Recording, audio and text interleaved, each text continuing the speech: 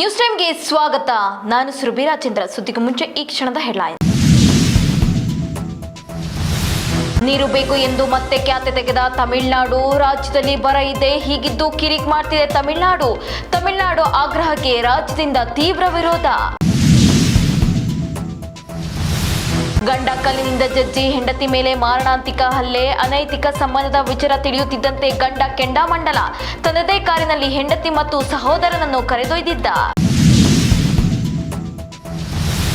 ಅಣೆಕಟ್ಟು ಕುಸಿದು ಸಾವನ್ನಪ್ಪಿರುವ ಸಂಖ್ಯೆ 50ಕ್ಕೆ ಏರಿಕೆ. 2 ಲಕ್ಷಕ್ಕೂ ಹೆಚ್ಚು ಜನರು ಪ್ರವಾಹಕ್ಕೆ ಸಿಲುಕಿದ್ದಾರೆ.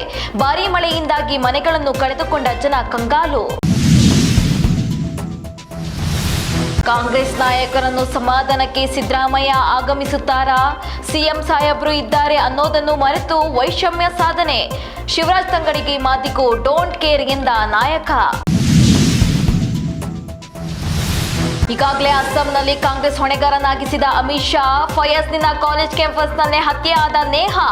ಹುಬ್ಬಳ್ಳಿ ನೇಹಾ ನಿವಾಸಕ್ಕೂ ಭೇಟಿ ನೀಡ್ತಾರಾ ಗೃಹ ಸಚಿವ ಅಮಿತ್ ಶಾ?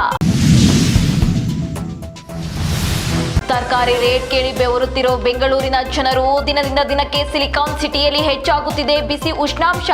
ಕಳೆದ ವಾರಕ್ಕೆ ಹೋಲಿಸಿದರೆ ಈ ವಾರ ತರಕಾರಿ ದುಬಾರಿ. 15 ವರ್ಷಗಳಿಂದ ರೇವಣ್ಣ ಕುಟುಂಬದ ಜೊತೆ ಕೆಲಸ ಮಾಡಿದ ಚಾಲಕ. ರಾಜ್ಯಾದ್ಯಂತ ಹಲ್ಚಲ್ ಎಬ್ಬಿಸಿದ ಹಾಸನ ಅಶ್ಲೀಲ ವಿಡಿಯೋ ಕೇಸ್. ನಾನು ಪೆನ್ ಡ್ರೈವ್ ಅನ್ನು ಕಾಂಗ್ರೆಸ್ನವರಿಗೆ ಕೊಟ್ಟಿಲ್ಲವೆಂದ ಚಾಲಕ ಕಾರ್ತಿಕ್. ಸಿದ್ದು ಕುಟುಂಬದ ಮರ್ಯಾದೆ ಉಳಿಸಿದ್ದು ನರೇಂದ್ರ ಮೋದಿನ. 2016ರಲ್ಲಿ ಬೆಲ್ಜಿಯಂ ಪ್ರವಾಸಕ್ಕೆ ತೆರಳಿದ್ದ ರಾಕೇಶ್ ಸಿದ್ದರಾಮಯ್ಯ. ಎಚ್.ಡಿ. ಕುಮಾರಸ್ವಾಮಿ ಆರೋಪಕ್ಕೆ ಸಿಎಂ ಸಿದ್ದರಾಮಯ್ಯ ಹೇಳಿದ್ದೇನು? ಫಯಾಜ್ ಎಂಬಾತನಿಂದ ನೇಹಾ ಹಿರೇಮಠ್ ಕೊಲೆ. ಹತ್ಯೆ ಖಂಡಿಸಿ ನೇಹಾ ಕುಟುಂಬಕ್ಕೆ ಅಶೋಕ್ ಸಾಂತ್ವನ. ಒಬ್ಬ ಗೃಹ ಸಚಿವರಾಗಿ ಕಾಮನ್ ಸೆನ್ಸ್ ಇರಬೇಕು ಎಂದ ಅಶೋಕ್.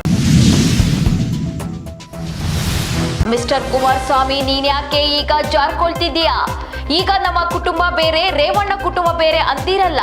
ಬ್ರದರ್ ಎಂದು ಕುಮಾರಸ್ವಾಮಿ ಅವರ ಶೈಲಿಯಲ್ಲೇ ಡಿಕೆಶಿ ವ್ಯಂಗ್ಯ. ಇದಿಷ್ಟಾಗಿತ್ತು ಈ ಹೊತ್ತಿನ ಅಪ್ಡೇಟ್ಸ್. ಮತ್ತಷ್ಟು ಮಾಹಿತಿಗಾಗಿ ನೋಡ್ತಾ ಇರಿ ನಮ್ಮ ವಿಜಯ ನ್ಯೂಸ್. ಭರವಸೆ ಬದುಕಿನ ವಿಜಯ. ನೀವು ನೋಡ್ತಾ ಇದ್ದೀರಾ ನಮ್ಮ ವಿಜಯ ನ್ಯೂಸ್. ಭರವಸೆ ಬದುಕಿನ ವಿಜಯ.